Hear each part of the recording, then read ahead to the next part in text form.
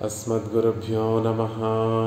श्रीरङ्गसिंहगिरिदेशिकपादसेवा प्राप्ता किल द्रविडवेदरहस्यजातं श्रीगौतमान्वयजमाश्रितभागधेयं गोपालदेशिकमहं शरणं प्रपद्ये। श्रीमद्गौतमवंशनायकमणेर्गोपालसूरेसुतं तत्पादाम्बुजलब्धयुग्मनिगमान्तार्थं सुशीलं सदा सद्विद्याविनयादिसद्गुणनिधिं स्वाचार्यनिष्ठान्वितं वन्दे वैष्णवभूषणं तमनघं श्रीरङ्गरामानुजं कौशिकान्वयसञ्जातं वेङ्कटार्यतनूभवं वेदान्ताचार्यसच्शिष्यं मुदैवर्लुगुरुं भजे। श्रीशैले सैत्यादिप्रणतोऽस्मि नित्यं श्रीपराशरभट्टार्यः श्रीरङ्गे स पुरोहितः श्रीवत्साङ्कसुतः श्रीमान् श्रेयसे मेस्तु भूयसे। उल्लासपल्लवितपालितसप्तलोकी निर्वाहकोरकितनेमकटाक्षलीलां श्रीरङ्गहर्म्यदलमङ्गलदीपरेखां श्रीरङ्गराजमहिषीं श्रियमाश्रयामः।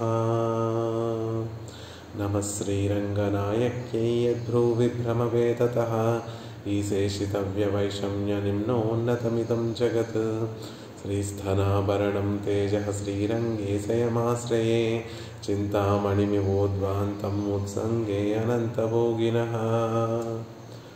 భాగవతోత్తములందరికీ దాసోహలు సమర్పిస్తూ భట్టర్ వారు అనుగ్రహించినటువంటి శ్రీగుణరత్న కోశాన్ని అధ్యయనం చేసేటటువంటి ప్రయత్నం చేస్తున్నాం. అందులో భాగంగా క్రిందటి రోజున 19వ శ్లోకాన్ని సేవించినటువంటి వారమయ్యం. కానే సంసతి యోగ్యతాం చిదచిదోరన్యోన్యమాలింగతో భూతాహంకృతి బుద్ధి పంచకరణీ స్వాంత ప్రవృత్తింద్రియై అండానావరణై సహస్రమకరోత్తాన్ భూర్భవస్వర్వతః శ్రీరంగేశ్వరదేవి తే విహృతయే సంకల్పమానః ప్రియః. భట్టర్ వారు ఈ 19వ శ్లోకంలో 20వ శ్లోకంలో ఈ జగత్తునంతటినీ కూడా పెరుమాళ్ను సృజించేది విరాట్ యొక్క క్రీడ కోసమే, ఆవిడ వినోదంగా క్రీడించి వినోదించడం కోసమే ఈ సృష్టిని అంతటినీ కూడా పెరుమాళ్ళు చేస్తున్నారని, ఆవిడికి వినోదాన్ని కలిగించడం కోసమే పెరుమాళ్ళు ఈ జగత్తునంతటినీ కూడా సృజిస్తున్నారనేటటువంటి విషయాన్ని 19వ శ్లోకంలో 20వ శ్లోకంలో మనకు అనుగ్రహించారు.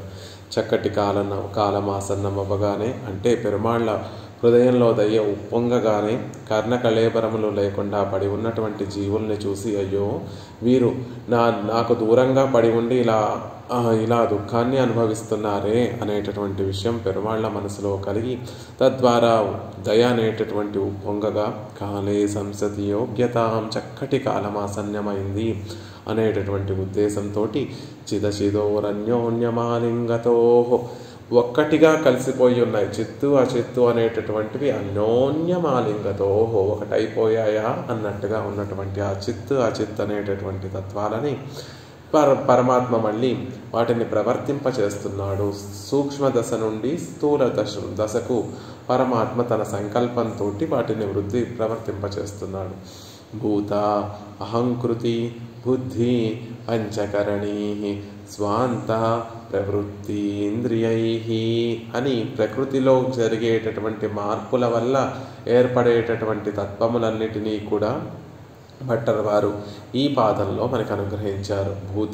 భూతములు, పంచభూతములు, అహంకృతి అహంకారము, బుద్ధి మహత్ అనేటటువంటి తత్వము, పంచకరణీ జ్ఞానేంద్రియములు 5, స్వాంత మనస్సు అనేటటువంటి ఒక సాధనము, ప్రవృత్తింద్రియై కర్మేంద్రియములు 5, ఇవన్నీ కూడా కలిపితే 19 ఇంద్రియాలు 19 విషయాలుగా మారుతుంది. దాంతో కలిపి ఇంకొక 5, కొంతమంది ఏమో శబ్ద స్పర్శ రూప గంధ రసాది విషయాలుగా చెప్తూ ఉంటారు, కొంతమంది తన్మాత్రలుగా చెప్తూ ఉంటారు. అలా వాటి అన్నిటితో కలిసి 14 తత్వాలుగా మార్పు చెందినటువంటి ప్రకృతిని, దాంతోపాటు 24 తత్వాలుగా మార్పు చెందినటువంటి ప్రకృతిని, 25వ తత్వంగా జీవుణ్ణి, 26వ తత్వంగా ఈశ్వరుణ్ణి, సర్వేశ్వరుడైనటువంటి శ్రీమన్నారాయణుణ్ణి తెలియజేస్తారు. కాబట్టి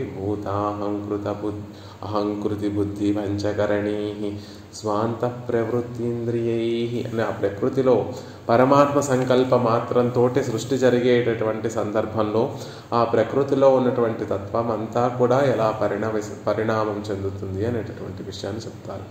అండానావరణై అలా ప్రకృతి పరిణామం చెందుతూ చెందుతూ చెందుతూ అండాలుగా వస్తుంది. అండాలో కూడా 7 ఆవరణలతోటి నిండి ఉండేటట్టు కప్పబడి ఉన్నటువంటి అనేక అండములు లోకంలో సృజింపబడతాయి. ఒక అండము అంటే 14 లోకములు కలిగినటువంటి ఒక దానిని, ఒక పదార్థాన్ని అండంగా భావిస్తే 14 లోకములు, వాటిని ఆవరించి ఉన్నటువంటి సప్తావరణలతో కలిపి ఒక అండం అంటారు. అలాంటి అండములను సహస్రమకరోత్, అనేక అండములను పెరుమాళ్ళు సృజిస్తున్నారు. తాన్ భూర్భవ సర్వతః, ఆ లోకాలు కూడా భూహు భువః సర్వతః, స్వర్లోకము అని 3 లోకాలను ఉపలక్షణంగా 14 లోకాలకి కూడా ఉపలక్షణంగా వేదం చెప్పినటువంటి విధంగా వేదోక్తిని అనుసరించి భూర్భువ సర్వతః 3 లోకాలతో మనకు అనుగ్రహిస్తున్నారు. ఇదంతా కూడా స్వామి ఎందుకు చేస్తున్నాడు అంటే శ్రీరంగేశ్వర దేవి తే విహృతయే సంకల్పమాన ప్రియ, నీ ప్రియుడైనటువంటి రంగనాథుడు తే విహృతయే, నీ లీలా వినోదం కోసం సంకల్పిస్తున్నాడు సుమా. ఈ సంకల్పం చేస్తున్నాడు, సృష్టినంతటినీ కూడా చేయాలి అనేటటువంటి సంకల్పాన్ని చేస్తున్నాడు అనేటటువంటి విషయాన్ని క్రిందటి శ్లోకంలో తెలియజేశారు. సృష్టిని చేసేస్తే ఏం లాభం అండి? ఒక చక్రవర్తి ఉన్నాడు, తన సామ్రాజ్ఞి అయినటువంటి పట్టమహిషికి ఆ వినోదం కలిగించడానికి ఒక భవనాన్ని, అంతఃపురాన్ని నిర్మించి ఇచ్చేస్తే సరిపోదు కదా.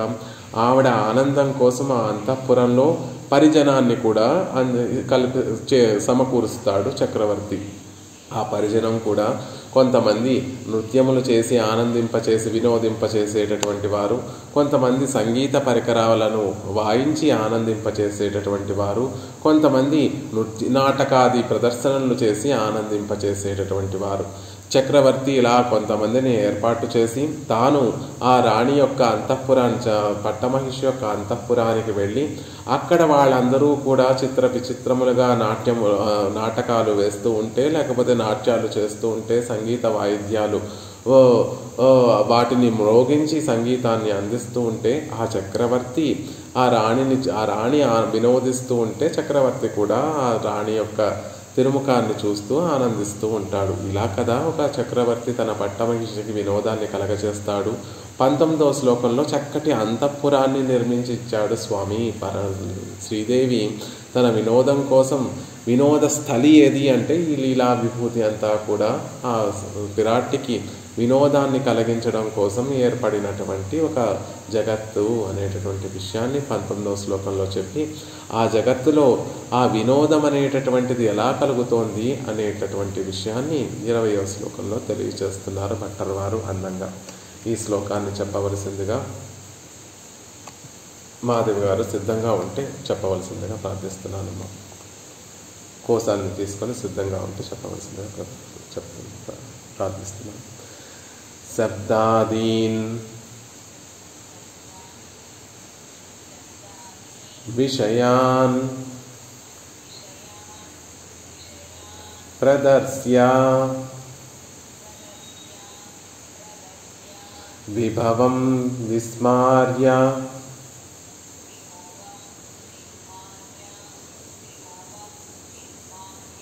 దాస్యాత్మకం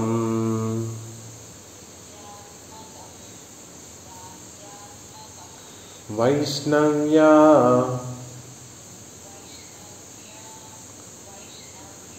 గుణమాయయా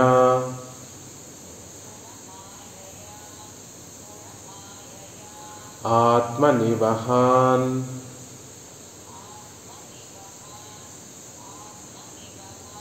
విప్లావ్య పూర్వః పుమాన్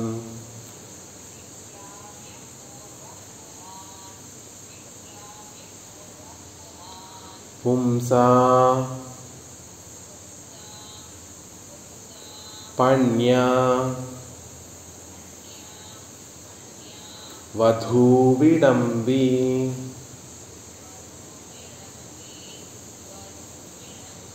వపుషా ధూర్తా నివాయాసయన్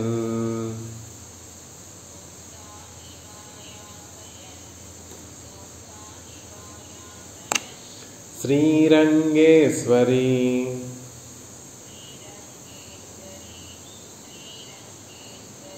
కల్పతే తవ పరిహాసాత్మనే కేళయే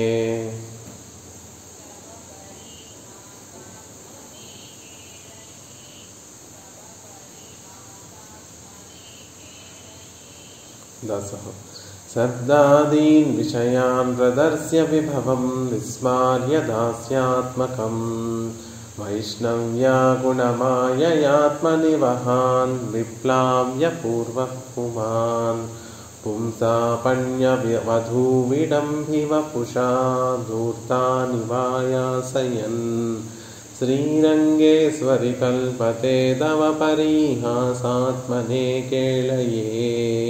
అద్భుతంగా చెప్తున్నారు. అంతఃపురాన్ని పెరుమాళ్ళు సృజించి ఇచ్చారు. చక్కగా చక్రవర్తి తన పట్టమహిషికి ఒక అంతఃపురాన్ని కల్పించి ఇచ్చిన తర్వాత ఆ లోకంలో ఉన్నటువంటి వారందరినీ కూడా కొంచెం పరివార జనాన్ని కూడా ఏర్పరిచి వారు కొన్ని ప్రదర్శనలు చేస్తూ ఉంటే, అంటే నృత్యములు, సంగీత వాయిద్యాలని వాయించడము, లేకపోతే నాటకాలు ప్రదర్శించడము, అలాంటి విషయములన్నీ కూడా చేస్తూ ఉంటే, ఎలా అయితే ఒక చక్రవర్తి తన సామ్రాజ్ఞి ఇద్దరూ కలిసి లీలా వినోదాన్ని అనుభవిస్తూ ఉంటారో, ఇక్కడ కూడా శ్రీరంగనాథుడు శ్రీరంగేశ్వరి ఓ శ్రీరంగానికి అధిపతి అయినటువంటి ఓ తల్లి, ఓ పిరాట్టి, నువ్వు నీ నాథుడు కూడా నీ నాథుడు కూడా నిన్ను వినోదపరచడం కోసం ఇలా అనేక ప్రయత్నాలు చేస్తూ అందులో నీకు హాస్యాన్ని కలిగిస్తూ వినోదాన్ని కలిగిస్తూ అందులో ఒక సమర్థత కలిగినటువంటి వాడు అవుతున్నాడు.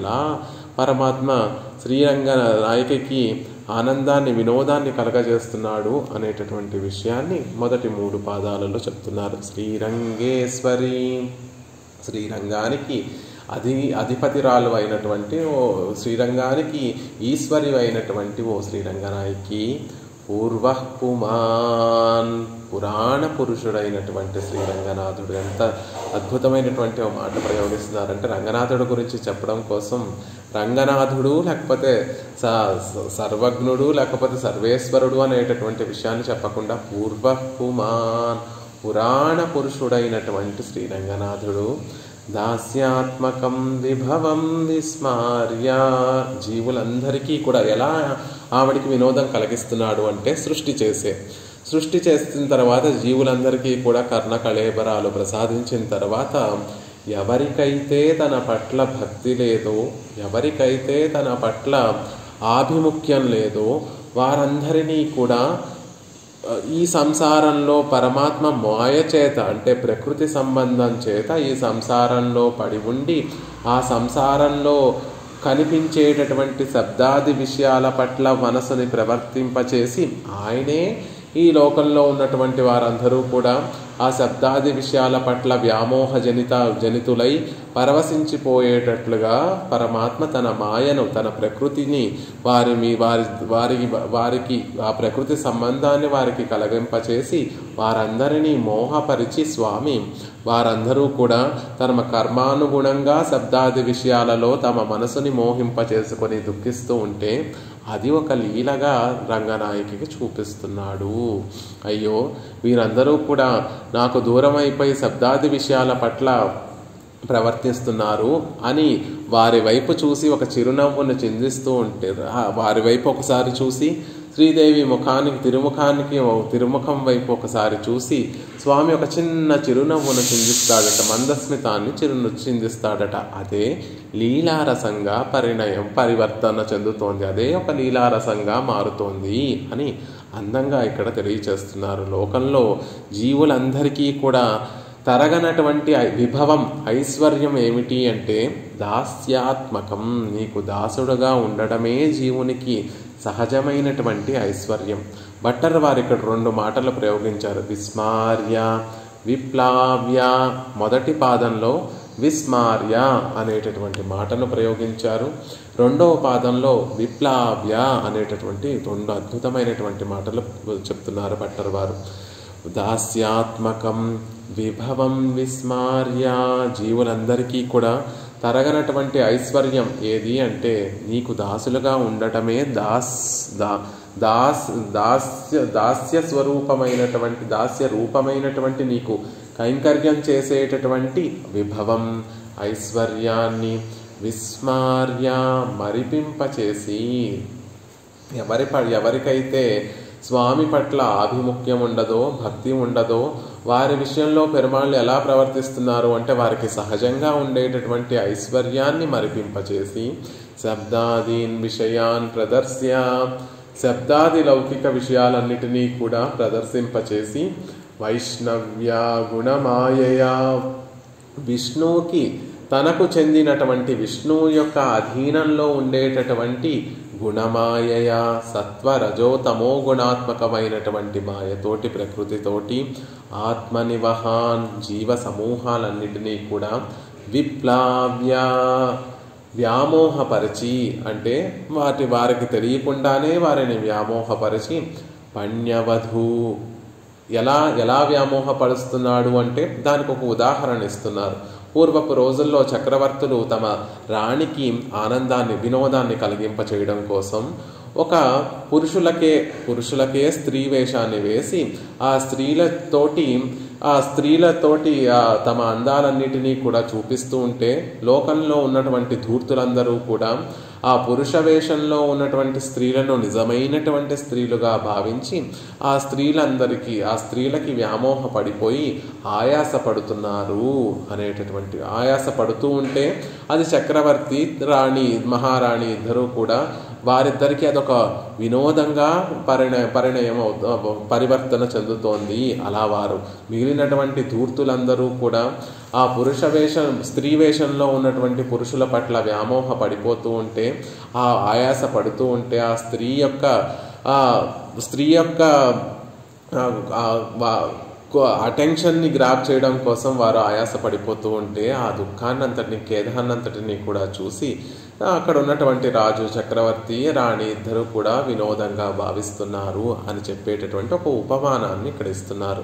పణ్యవధు భోగకాంతను విడంబి పోలినటువంటి వపుషా రూపాన్ని ధరించినటువంటి పుంస పురుషునితోటి, నిజంగా స్త్రీ కాదు, భోగాన్ని కలిగించేటటువంటి స్త్రీ కాదు, పురుషుడే ఆ స్త్రీ వేషంలో స్త్రీని పోలినటువంటి ఒక వేషాన్ని ధరించి ధూర్తానివా కాముకులైనటువంటి పురుషులను ఆయాసపరిచినట్లుగా ఆయాసాన్ని ఖేదాన్ని కలగజేసేటటువంటి వాడై తవ నీకు పరిహాసాత్మనే పరిహాస రూపమైనటువంటి ఒక వినోదాన్ని నవ్వు కలిగించేటట్టుగా కేళయే క్రీడ కోసం కల్పతే సమర్థుడవుతున్నాడు స్వామి. ఎలా అయితే ఆ చక్రవర్తి రాణికి నవ్వు కలిగించడం కోసం, రాణికి వినోదాన్ని కలిగించడం కోసం పురుషులకే స్త్రీ వేషాన్ని వేసి ఒక నాటకాన్ని ప్రదర్శింపజేసి ఆ నాటకంలో ధూర్తులు ఆ స్త్రీకి పరవశులైపోయినట్టుగా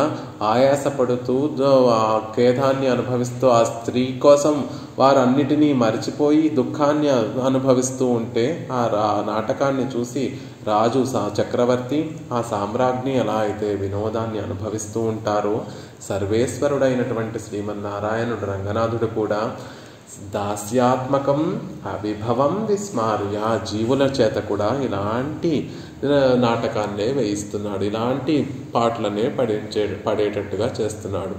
వారికి జీవులకి సహజమైనటువంటి దాస్యం అనేటటువంటి ఐశ్వర్యాన్ని విస్మార్య మరిపింపచేసి శబ్దాదీన్ విషయాన్ శబ్దాది లౌకిక విషయాల్ని ప్రదర్శించి వైష్ణవ్య గుణమాయయ విష్ణువు యొక్క అధీనంలో ఉండేటటువంటి త్రిగుణములతోటి కూడి ఉండేటటువంటి ప్రకృతితో ఆత్మనివహాన్ విప్లావ్య జీవ సమూహాలన్నిటినీ కూడా వ్యామోహపరిచి ఆ జీవులందరూ కూడా సంసారంలో పడి దుఃఖపడుతూ ఉంటే అయ్యో అని ఒక్కసారి వారిని చూసి జాలి కలిగి ఒక నవ్వు కూడా కలిగి శ్రీదేవి కేసి చూసి నవ్వుతూ ఉంటే అదొక వినోదమైనటువంటి లీలారసంగా లోకంలో పరివర్తన చెందుతోంది అనేటటువంటి విషయాన్ని అద్భుతంగా ఇలా లోకంలో కొంతమంది ఈ శబ్దాది విషయాల పట్ల నిమగ్నమైపోయి వాటిలోనే వ్యామోహపడిపోయి సంసారంలో పడి ఉంటూ ఉంటే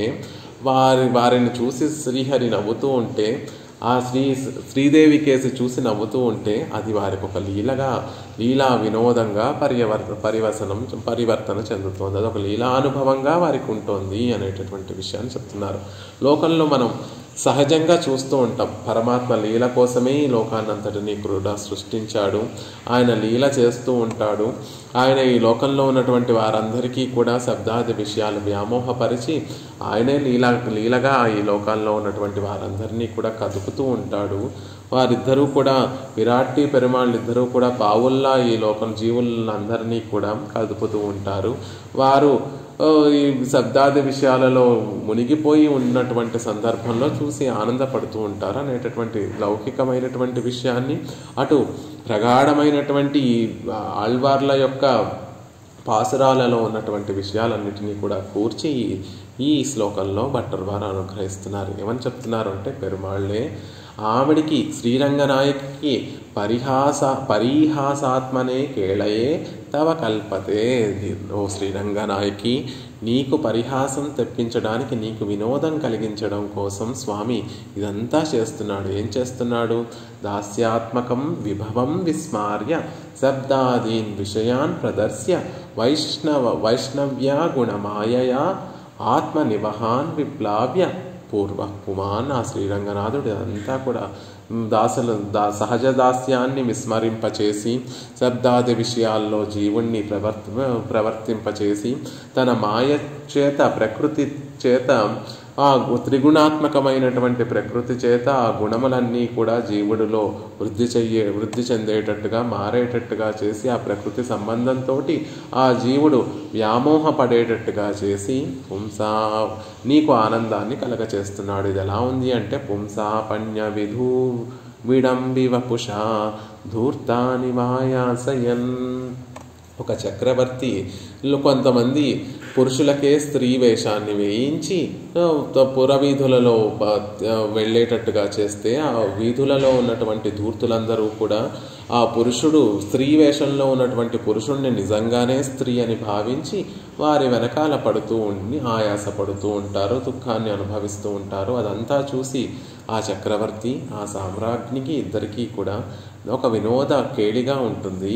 అలా చక్రవర్తులు ప్రవర్తించినట్టుగా ఓ శ్రీరంగేశ్వరి, ఓ రంగనాయకి నీ విషయంలో కూడా స్వామి ఇలాగా నీకు వినోదాన్ని కలగచేస్తున్నాడు అనేటటువంటి విషయాన్ని అందంగా చెప్తున్నారు. నిజానికి అది పరమాత్మ వల్ల కలిగినటువంటి విషయం కాదు. మనమే మన పూర్వపు వాసనలతోటి రుచులతోటి పరమాత్మ కైంకర్యం సహజ దాస్యం అనేటటువంటి ఆ వైభవాన్ని ఐశ్వర్యాన్నంతటినీ కూడా మరిచిపోయి పరమాత్మకి దూరమయ్యి శబ్దాది విషయాలలో వ్యామోహపడుతూ ఉంటే అయ్యో వీరు ఇలా అయిపోతున్నారే, వీరికి చక్కటి అవకాశం ఇచ్చినా కూడా వీరు ఇలా అయిపోతున్నారే అని నవ్వుకుంటున్నాడట స్వామి.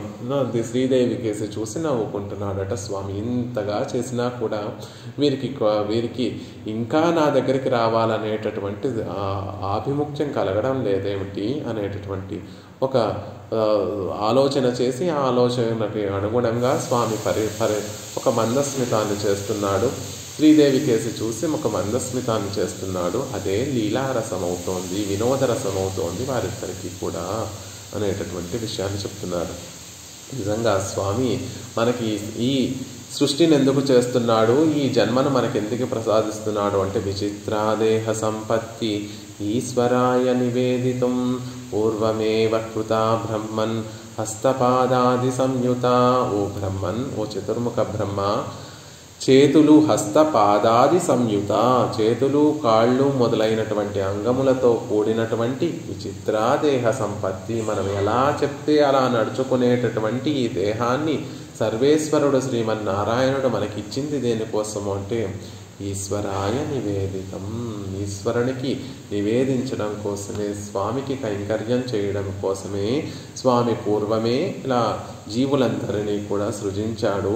కానీ ఈ జీవులు ఆ పరమాత్మ ఇచ్చినటువంటి ఈ దేహేంద్రియాలన్నిటినీ కూడా ఆయన కైంకర్యం కోసం వినియోగించకుండా ఆయనని మర్చిపోయి, ఆయనతో మనకు ఉండేటటువంటి సంబంధాన్ని మర్చిపోయి, ఆయన ప్రసాదించినటువంటి సహజ మనకి ఉన్నటువంటి సహజ కైంకర్యాన్ని కోల్పోయామే అనేటటువంటి దుఃఖం కూడా లేకుండా పెద్ద సంసారం అనేటటువంటి సముద్రంలో అదే సుఖమేమో అని భావిస్తూ ఆ దుఃఖంలోనే పడి ఉంటున్నాడు జీవుడు.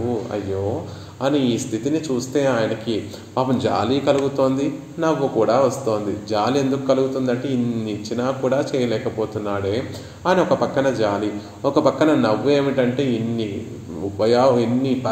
ఉపాయ పరంపరలన్నిటినీ, ఇన్ని ఉపకార పరంపరలన్నీ ఇచ్చినా కూడా ఇతను మారడం లేదేమిటి అనేటటువంటి నవ్వు కూడా స్వామికి వస్తోంది అంటున్నారు.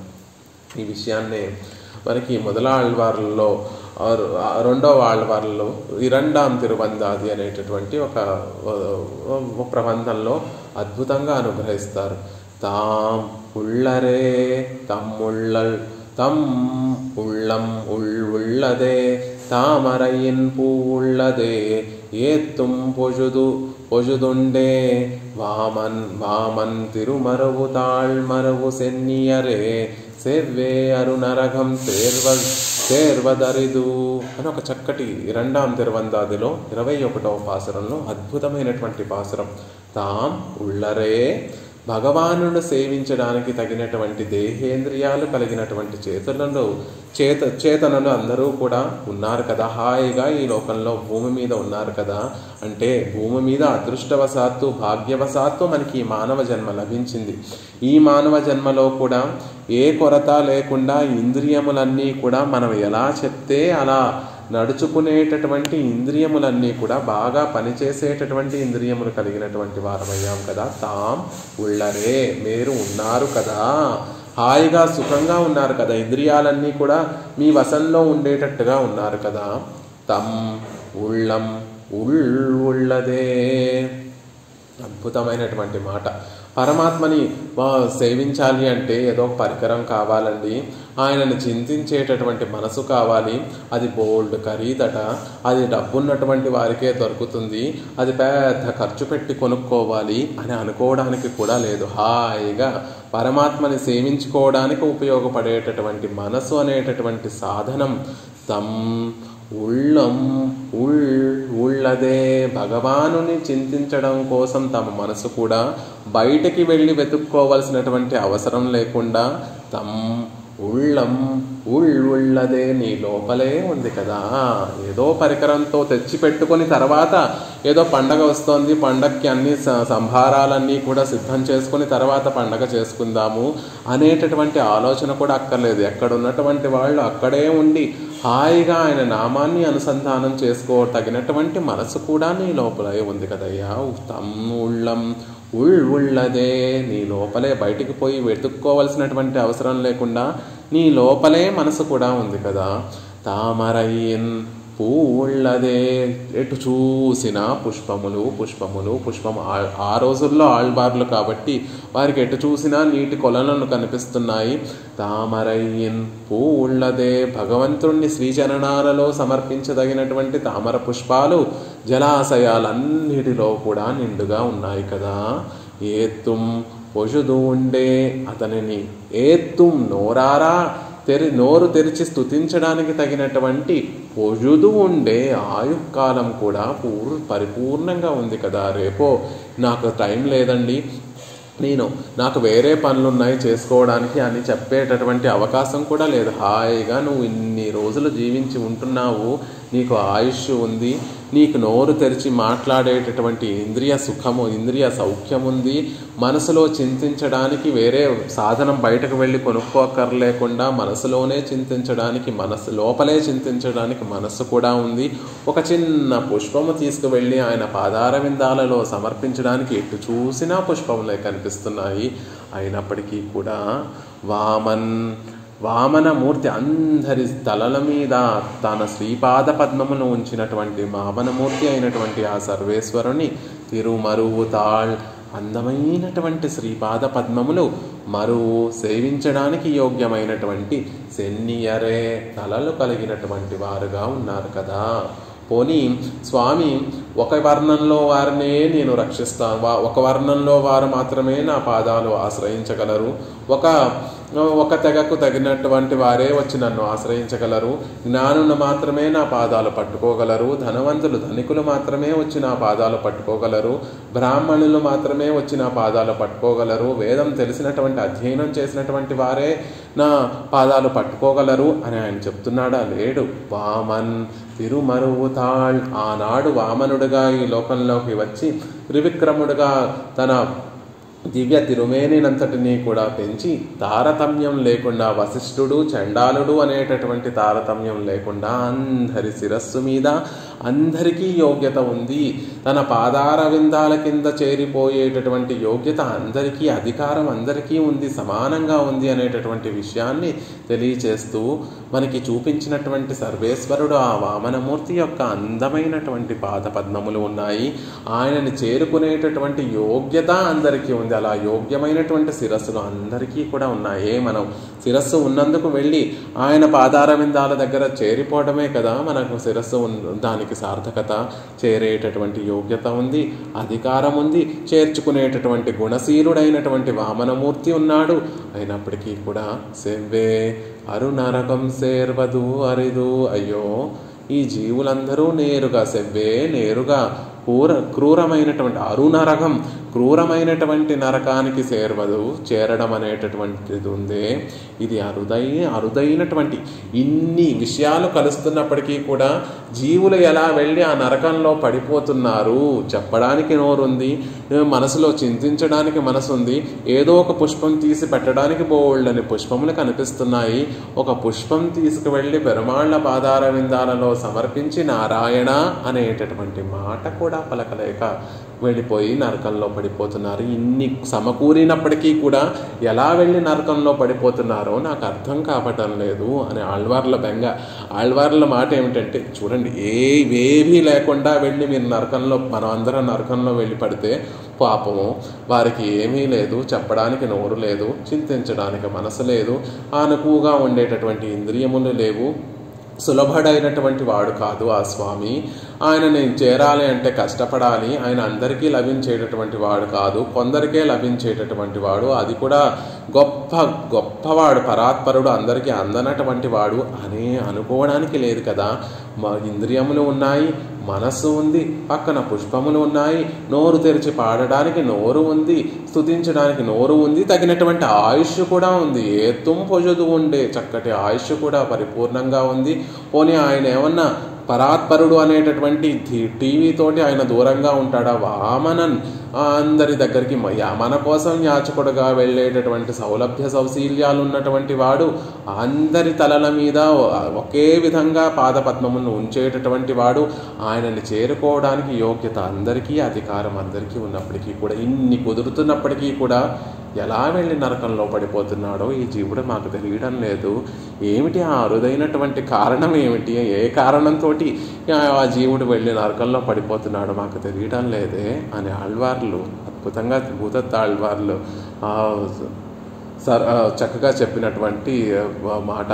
నారాయణేతి శబ్దోస్తి భాగస్తి వశవర్తని తదాపి నరకే ఘోరే పతంతీతి విమద్భుతం అని వ్యాస భగవానుడు కూడా నారాయణేతి శబ్దోస్తి భాగస్తి వశవర్తిని, నారాయణ అనేటటువంటి శబ్దం ఉంది, నీ మాట నీవు వినేటట్టు చెప్పేటట్టుగా పలికేటటువంటి నాలుక ఉంది, ఆ నాలుకతోటి ఆ నారాయణ అనే శబ్దం చెప్పకుండా తదాపి అయినప్పటికీ కూడా ఇంత సులభంగా నువ్వు నరకం నుండి తప్పించుకోగలిగినటువంటి మంత్రము ఉంది, చెప్పగలిగినటువంటి నోరు ఉంది, వాక్కు ఉంది, నాలుక ఎలా పడితే అలా తిరిగేటటువంటి నాలుక ఉంది. తదాపి అయినప్పటికీ కూడా నరకే ఘోరే పతంతీతికి అద్భుతం, ఎలా వెళ్ళి నరకంలో పడిపోతున్నారో మాకు తెలియడం లేదు అని మహర్షి వచనాన్ని, అక్కడ ఆళ్వార్ల వచనాన్ని కూడా ఇక్కడ తెలియజేస్తున్నారు భట్టర్ వారు. అలా పరమాత్మకి చెంది ఉండి పరమాత్మని చేరుకోవలసినటువంటి మనమందరం కూడా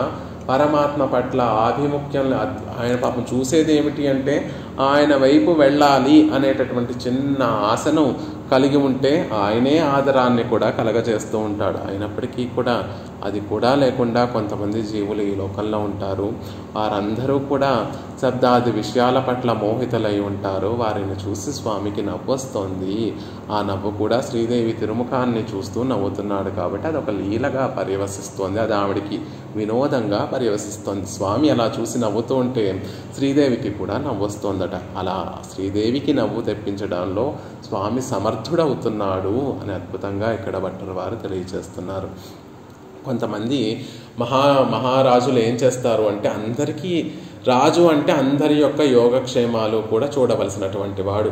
రాజ్యంలో కొంతమంది ఈ ఇంద్రియములన్నీ బాగున్నటువంటి వారందరూ కూడా తమ పనిని తాము చేసుకుంటూ వారి జీవితాన్ని డబ్బులు సంపాదించుకుంటూ వారి జీవితాన్ని గడుపుతూ ఉంటారు. కానీ కొంతమంది ఆ రాజ్యంలోనే మరుగుజ్జు వాళ్ళు ఉంటారు, గూని వాళ్ళు ఉంటారు, గుడ్డి వాళ్ళు ఉంటారు, చెవిటి వాళ్ళు ఉంటారు. వారందరికీ పాపం పని చేసుకోవడానికి యోగ్యత లేదు. అలాంటి వారిని అందరినీ ఆ రాజే చేరదీసి వారి చేత నాట్యం చేయించో లేకపోతే నాటకం వేయించో ఒక వినోదమైనటువంటి ఒక ప్రదర్శన ఇప్పించి తన రాణి రప్పించి తాను రాణి ఇద్దరూ కలిసి కూర్చుంటే ఈ చెవిటి వాళ్ళు అంటే యోగ్యత అవయవములు సరిగ్గా లేనటువంటి వారందరి చేత కూడా ఏదో వినోదంగా నాట్యం చేయించో ఒక నాటకం వేయించో ఆ రాణికి ఒక వినోదాన్ని కలిగించేటటువంటి నెపంతో వారిని కూడా కటాక్షిస్తూ ఉంటాడు రాజు. అలాంటి వారికి కూడా ఇలా నాట్యం చేసో వినోద కేళిని ఆచరించో చూపిస్తూ ఉంటే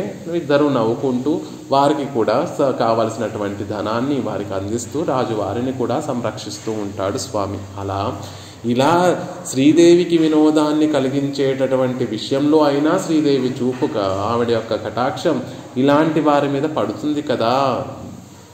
శబ్దాది విషయాల పట్ల వ్యామోహపడేటటువంటి వారిని చూపించి అయ్యో చూడు వారిని చూస్తే పరిహాసంగా నవ్వొస్తోంది అని శ్రీదేవిని మన వైపు ఒకసారి చూపించడం కోసమైనా స్వామి ఈ లోకంలో జీవులు చూసావా దాస్యాన్ని మర్చిపోయి శబ్దాది విషయాల పట్ల వ్యామోహితులై ఉన్నారు అని మన వైపు ఒకసారి చూపించి ఆవిడకి నవ్వు తెప్పించేటటువంటి ప్రయత్నం చేస్తూ ఆ విధంగా అయినా శ్రీదేవి కటాక్షం మన మీద పడేటట్టుగా స్వామి చేస్తున్నాడు అనేటటువంటి అందమైనటువంటి విషయాన్ని భట్టర్ వారు ఈ శ్లోకంలో చెప్తున్నారు. శబ్దాదీన్ విషయాన్ ప్రదర్శ్య, చెవి మొదలగు ఇంద్రియముల చేత గ్రహింపబడేటటువంటి శబ్ద స్పర్శ రూప రస గంధములు శబ్దాదీన్ విషయాన్ శబ్ద ఆది విషయాన్ శబ్ద స్పర్శ రూప రసగంధములు అనేటటువంటి విషయములను ప్రదర్శ్య చూపించి మాటల ప్రయోగాలు చూడండి. ఆ మాటలు ప్రదర్శించే స్వామి చెప్తున్నాడు. శబ్దాది విషయాలు ఎంత క్రూరమైనవి అంటే ఒక పక్షి గురించి చెప్తూ ఉంటారు మన వ్యాఖ్యానాలలో. ఆసుణ పక్షి అనేటటువంటి పక్షి. ఆ పక్షిని పట్టుకోవడానికి వేటగాడు ఏం చేస్తాడంటే పాపం ఆ పక్షి యొక్క లక్షణం ఏమిటంటే శ్రావ్యమైనటువంటి సంగీతం వింటూ వింటూ వింటూ హాయిగా దాన్ని అనుభవించగలిగినటువంటి ఒక మనసు ఉంటుంది, సుకుమారమైనటువంటి మనసు ఉంటుంది ఆ పక్షికి. ఎవరైనా శ్రావ్యమైనటువంటి సంగీతాన్ని వినిపిస్తూ ఉంటే ఆ మనసు కరిగిపోతుందట ఆ పక్షికి. అలా శ్రావ్యమైన ఆ పక్షిని పట్టుకోవాలనేటటువంటి వేటగాడు ఏం చేస్తాడంటే ఆ పక్షి ఉండేటటువంటి చోటుకు వెళ్ళి ముందు శ్రావ్యమైనటువంటి సంగీతాన్ని అంతటినీ కూడా వినిపిస్తాడు. ఆ పక్షి ఎప్పుడైతే ఆ శ్రావ్యమైనటువంటి సంగీతాన్ని వింటూ వింటూ వింటూ తన మనసు కరిగిపోయేటటువంటి ఒక స్థితికి చేరిన తర్వాత ఒక వెంటనే శ్రావ్యమైనటువంటి సంగీతానికి బదులు ఒక కఠినమైనటువంటి కఠోర ధ్వనిని ఒకటి వినిపిస్తాడట. వెంటనే ఆ కఠోర ధ్వనిని వినినటువంటి ఆ పక్షి అప్పటికే మనసు కరిగినటువంటి స్థితిలో ఉన్నటువంటి పక్షి ఆ కఠోరమైనటువంటి ధ్వనిని వినలేక తన ప్రాణాలు విడిచిపెట్టేస్తుందట. అంత క్రూరమైనటువంటిది ఈ శబ్దం అనేటటువంటి విషయం. అంటే లౌకిక ఒక ఉదాహరణ శబ్దం అనేటటువంటి విషయము ఎంత క్రౌర్యమైనదో మనకి తెలియడం కోసం ఈ ఆసున పక్షి విషయంలో ధ్వని ఎలా అయితే ముందు శ్రావ్యంగా ఉంటుంది, ఆ తర్వాత వినిపించేటటువంటి కఠోరమైనటువంటి ధ్వని తన మనసుని ఎలా అయితే పిండేస్తుందో ఈ శబ్దస్పర్శ రూపరస గంధములనేటటువంటి ఈ ఇంద్రియాల వల్ల కలిగేటటువంటి విషయములన్నీ కూడా ముందు మనని ఆకర్షించేటటువంటి విధంగా ఉంటాయి. అవేవో మనకి సుఖాన్ని కలగచేసేటటువంటి విషయాలుగా ఉంటాయి. అలా మన చేత వాటిని అవి మనని తన వశం చేయడం కోసం ముందు చక్కటి విషయాలుగా పైకి కనిపిస్తూ అవేవో సుఖాన్ని కలగచేసేటటువంటి విషయాలుగా కనిపిస్తూ క్రమక్రమంగా ఆ ఆసున అని చెప్పబడేటువంటి పక్షి ఎలా అయితే తన ప్రాణాలు విడిచిపెట్టేటట్టుగా ఆ శబ్దం ఉంటుందో మనని కూడా పూర్తిగా పాడు చేసేటట్టుగా ఉంటాయి. ఆత్మని కూడా పూర్తిగా పాడు చేసేటట్టుగా ఆత్మ విషయాలన్నీ కూడా మరుగున పడిపోయి ఈ స్పర్శ రూప రసగంధములు అనేటటువంటి విషయంలోనే జీవుడు మునిగి ఉండేటట్టుగా చేస్తాయి. అంత క్రూరమైనటువంటివి శబ్దములు అనేటటువంటి విషయాన్ని చెప్తున్నారు. అందుకే శబ్దాదీన్ విషయాన్ ప్రదర్శ్య అనుభవింపచేసి స్వామి వ్యామోహపరుస్తున్నాడు అని చెప్పట్లేదు. అనుభవింపచేసి అనేటటువంటి పదాన్ని వాడకుండా చూపించి ప్రదర్శ్య అనేటటువంటి మాటను భట్టర్ వారు ఎందుకు ప్రయోగిస్తున్నారు అంటే అది అంటేనే చాలండి. అంత క్రూరమైనటువంటి వాటి వైపు ఒకసారి మనం కన్ను వేస్తేనే చాలు అవి మనల్ని పట్టుకొని పీడించి అవి కూడా పైకేమో ఆనందాన్ని కలిగించి సుఖాన్ని కలిగించేటట్టుగా ఉంటాయి. నిజానికి అవన్నీ దుఃఖాన్ని కలిగించేటట్టుగా ఉంటాయి. స్పర్శ అనేటటువంటి విషయానికి కూడా ఒక ఎగ్జాంపుల్ చెప్తూ ఉంటారు. మిడత వెలిగేటటువంటి దీపాన్ని, ఒక పురుగు వెలిగేటటువంటి దీపం ఏదో తనకి ఆకర్షణీయంగా ఉంది అని భావిస్తూ ఆ పురుగుని ఆకర్షించేటటువంటి విధంగా ఉంటుంది ఈ దీపపు కాంతి. కానీ చివరికి ఆ పురుగు వచ్చి ఆ దీపాన్ని చేరిన తర్వాత దాని యొక్క దేహాన్ని దహించేటటువంటి క్రౌర్యంగా ఉంటుంది దీపపు కాంతి. అలా ఈ విషయాలన్నీ కూడా పైకేమో సుఖాన్ని కలిగించేటటువంటి విధంగా ఉంటాయి, కానీ లోపల దుఃఖంతో కూడి ఉండి మనని వాటిలోనే బంధించేసి జీవుణ్ణి వాటిలోనే బంధించి వాటిలోనే వ్యామోహపరిచేటట్టుగా ఉంటాయి. అందుకే ఇక్కడ భట్టర్ వారు ఏ పుంస పణ్య వధూ విడంబి వపుష అనే మాటను ప్రయోగించడానికి ఏమిటంటే స్త్రీ రూపాన్ని ధరించినటువంటి పురుషుడు అని చెప్పడానికి కారణం ఏమిటంటే స్త్రీ రూపం సహజంగా లోకంలో అందరికీ ఏమని భావన కలుగుతుందంటే స్త్రీ ఆనందాన్ని కలగచేస్తుంది, భోగాన్ని కలగచేస్తుంది. కానీ నిజానికి ఆవిడ స్త్రీ కాదు. పుంస పణ్య వధూ విడంబి వపుష పురుషుడే స్త్రీ రూపాన్ని ధరింపచేసి వ్యామోహం పరుస్తున్నాడు, ధూర్తులందరినీ కూడా వ్యామోహపరుస్తున్నాడు. అలాగే ఈ విషయాలన్నీ కూడా పైకి సుఖాన్ని కలగచేసేటటువంటి విషయాలుగా ఉంటాయే తప్ప నిజానికి అవన్నీ కూడా దుఃఖాన్ని కలగచేసేవే. ఎలా అయితే స్త్రీ వేషంలో ఉన్నటువంటి పురుషుడో ఇక్కడ కూడా సుఖాన్ని కలగచేసేటటువంటి మారు వేషంలో ఉన్నటువంటి దుఃఖాన్ని కలగచేసేటటువంటి శబ్దాది విషయములు. అలాంటి విషయాలని ప్రదర్శింపచేసి అనుభవింపచేసి అనకుండా ప్రదర్శింపచేసి అనేటటువంటి విషయాన్ని చెప్పడంలో ఉన్నటువంటి ఆంతర్యం ఏమిటి అంటే అవి అంత దుఃఖాన్ని కలిగించేటటువంటి విషయములు. ఆళ్వార్లు కూడా నమ్మాళ్వార్లు కూడా ఈ విషయాన్ని ఒక అందమైనటువంటి పాసురంలో చెప్తారు. ఆవి తిగైకవై ఐవర్కుమైకుం సిత్తి సిరు ఇన్బం పావియేనై పలని కాట్టి పడుపాయో పావియేనై పలని కాట్టి పడుపాయో தாவி வயம் கொண்ட தடந்தாமரை கட்கே కూవికొళ్ళుం కాలం ఎన్నుం కురుగాదో. అద్భుతమైనటువంటి పాసురం. ఆళ్వార్లు తమ బాధనంతటినీ కూడా పెరుమాళ్ళ దగ్గర తెలియచేసుకునేటటువంటి పాసురం ఇది. ద్వయమంత్రం యొక్క సారభూతమైనటువంటి మహనీయులైనటువంటి వారందరికీ కూడా ఇది ద్వయమంత్రం. నిజంగా మనం సేవించేటటువంటి ద్వయమంత్రం కాదు, ఆళ్వార్లు అనుగ్రహించినటువంటి ద్వయమంత్రమే.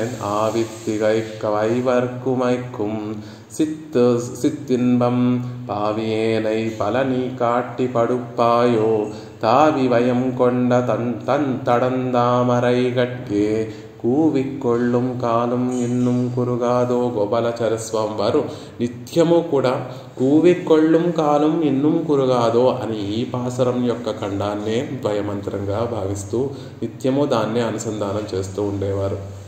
ఆళ్వార్లు అనుగ్రహించినటువంటి ద్వయమంత్రం ఇది. కూవికొళ్ళుం కాలం ఎన్నుం కురుగాదో. స్వామినాథ కూవికొళ్ళుం కాలం తడందామరై కట్కే కూవికొళ్ళుం కాలం ఇన్నుం కురుగాదో. శ్రీపాద పద్మముల దరికి చేర్చుకునేటటువంటి సమయం ఇంకా ఆసన్నం అవ్వలేదా? తడన్ తామరై కట్కే, తామరై కట్కు, శ్రీపాద పద్మములు కట్కు దగ్గరికి, కూవికొళ్ళుం పిలుచుకునేటటువంటి కాలము ఇన్నుం ఇంకను కురుగాదో సమీపించలేదా? ఇంకా నన్ను ఈ శరీరంలోనే ఉంచుతావా? ఇంకా ఆవి తిగైక్క ఐవర్కు మైక్కుం సిరు పల ఇన్వం పావియేనై పల నీ కాట్టి పడుపాయో.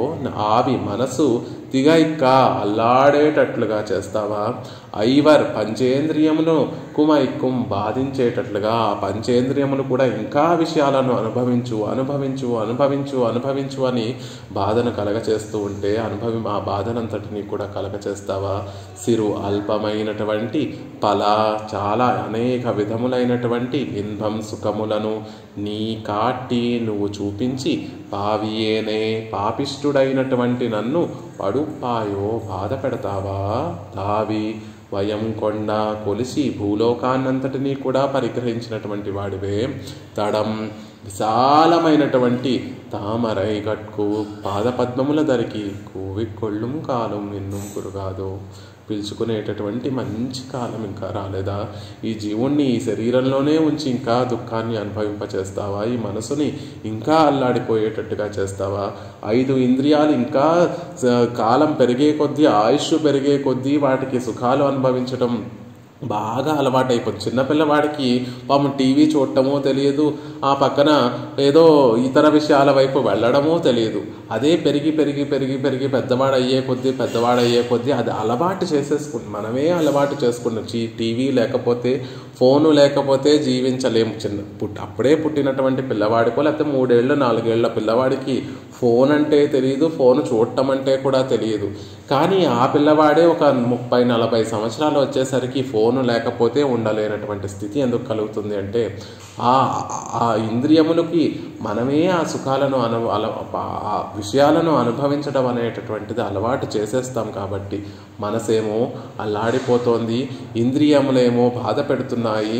అల్పమైనటువంటి సుఖాలన్నిటినీ కూడా నువ్వు చూపిస్తావా స్వామి? చూపి ఇంకా నీ కాట్టి పడుపాయో, ఇంకా నన్ను బాధకి గురి చేస్తున్నావా? ఇంకా నన్ను కష్టపెడుతున్నావా? పావియేనే, అయ్యో పాపిష్టివాణ్ణి. తావి వయం కొండ భూమినంతటినీ కూడా కొలిచినటువంటి తడం తామరై పెట్టుకొని నీ పాదార విందాల కింద చోటు లేదు, అందుకే ఆళ్వారే మిమ్మల్ని చేర్చుకోలేకపోతున్నాను అనడానికి వీల్లేదు కదయ్యా. తావి వయం కొండ తడం తామరై గట్కు, విశాలమైనటువంటి పాదపద్మములు కదా, లోకంలో ఉన్నటువంటి వారందరినీ కూడా కొలిచినటువంటి పాదపద్మములు కదా. ఆనాడు ఎవరైనా అడిగారనా నువ్వు ఆనాడు కొలిచావు? మీరు స్వామి నీ పాదపద్మములను నా శిరస్సు మీద పెట్టు అని ఎవరైనా కోరుకున్నారా? లేదే. నువ్వే దయతోటి వచ్చే వారందరినీ కూడా కొలిచావు. అంతని శిరస్సుల మీద నీ పాదపద్మములు ఉంచావు కదా. మరి నన్నెప్పుడు నీ పాదార విందాల దగ్గరికి చేర్చుకుంటావు? కూవికొళ్ళుం కాలం ఇన్నుం కొరుగాదో. నన్ను నీ దగ్గరికి పిలుచుకునేటటువంటి సమయం ఇంకా రాలేదా అని నిత్యము కూడా ఆళ్వార్లు ఇక్కడ చెప్పినటువంటి మాట ఏమిటంటే పలని కాటి పడుపాయో, అనేక విషయములను చూపించి నన్ను ఇంకా ఆ విషయానుభవంలోకి నెట్టేస్తావా అని ఆళ్వార్లు పలికినట్టుగా శబ్దాదీన్ విషయాన్ ప్రదర్శ్య, అనేక విషయములన్నిటినీ కూడా స్వామి చూపించి మనని వ్యామోహపరుస్తున్నాడు అనేటటువంటి విషయం.